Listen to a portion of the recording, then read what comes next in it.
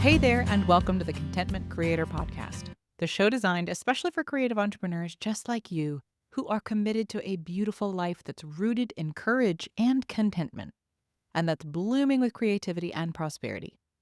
I'm your host, Ellen Broen, a certified life coach, a singer, a mother, and a lover of alliteration, dogs, and deep conversation. This show is designed to become a part of your daily routine to help you, fellow contentment creator, dig deep to clarify your life vision, catalyze your creative flow, and fuel your entrepreneurial fire in just a few inspiring minutes each day. Each Thursday, we talk about consistency. And this week, we're exploring what it really takes to scale your business. Today's episode is all about when consistency feels like a cage, how to work with your nervous system while you scale. Let's talk about the trap of consistency. Not the helpful kind, the kind that creates flow and rhythm and sustainability. I'm talking about the kind that starts to feel like a cage. The kind you built when you were a different version of yourself. The kind that says, if you don't show up this way, this often, this perfectly, then you are falling behind. And if you're in a season of scaling your business, one where your vision is expanding, but your nervous system is saying, hey, maybe slow down a minute, you know exactly what I mean. Because here's the hard truth. Systems that helped you grow here may not be the ones that carry you there. And that's not failure, that's evolution. In early business, we often build consistency from urgency, out of sheer determination, survival energy, and hustle-fueled clarity. And honestly, that gets things off the ground. But when you begin to scale, when your role shifts, when your team grows, when your visibility increases, that old consistency blueprint may no longer fit your capacity. Suddenly, your system feels like a set of rules instead of a source of freedom. You've got the Monday content deadlines, the Tuesday team calls, the Thursday offerings, and the quarterly launch mapped out to the hour. And your body is just screaming for a nap. And if you're anything like me, the initial reaction to that disconnect is self-judgment. Why can't I keep up? Why does everything feel heavier than it used to? Why am I avoiding something I used to enjoy? But that's not our resistance. That's information. It means something has changed. It's asking you to pay attention. What I've learned, oftentimes the hard way, is that consistency that doesn't account for your nervous system is not sustainable. Because we are not machines. We are dynamic, creative, cyclical, relational beings.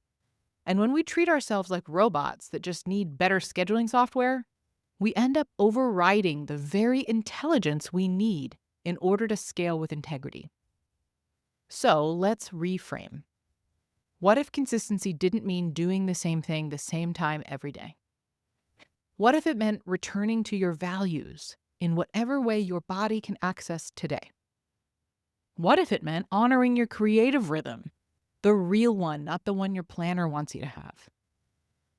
Let me give you some examples of how this plays out in my world and in the lives of my clients. Instead of rigid content schedules, we anchor to themed weeks or seasons. So if I know I'm entering a season of expansion or contraction, I let the content rhythm flex with me. Instead of daily task lists that feel like a punishment, we use menu-style workflows. What's a low-lift win I can grab today? What's a creative lift task I can build toward later this week? Instead of shaming ourselves for inconsistency, we track our capacity. How did I feel after that task? What energized me? What drained me? What pattern do I see emerging? And here's a big one. Instead of pushing through misalignment, we pause, we ask, we reassess. Because presence, not pressure, is the real foundation of sustainable consistency. Now, does this mean you throw structure out the window? Absolutely not. Structure is what allows your business to hold your expansion. But that structure has to be built for who you are now. not who you were in startup mode. So here are a few questions I invite you to sit with. What parts of my current system feel like they're supporting my nervous system? What parts feel like performance, a mask of consistency that I'm wearing out of fear? Where do I need to build in more recovery space, more decision-making ease, more attunement? Because scaling is not just about doing more. It's about doing differently. And if you want a business that lasts, not just a business that grows fast, you've got to build from the inside out. So for today, I'll leave you with this.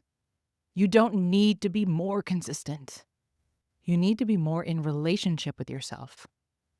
And when your system flows from that place, that's when consistency becomes freedom, not a cage.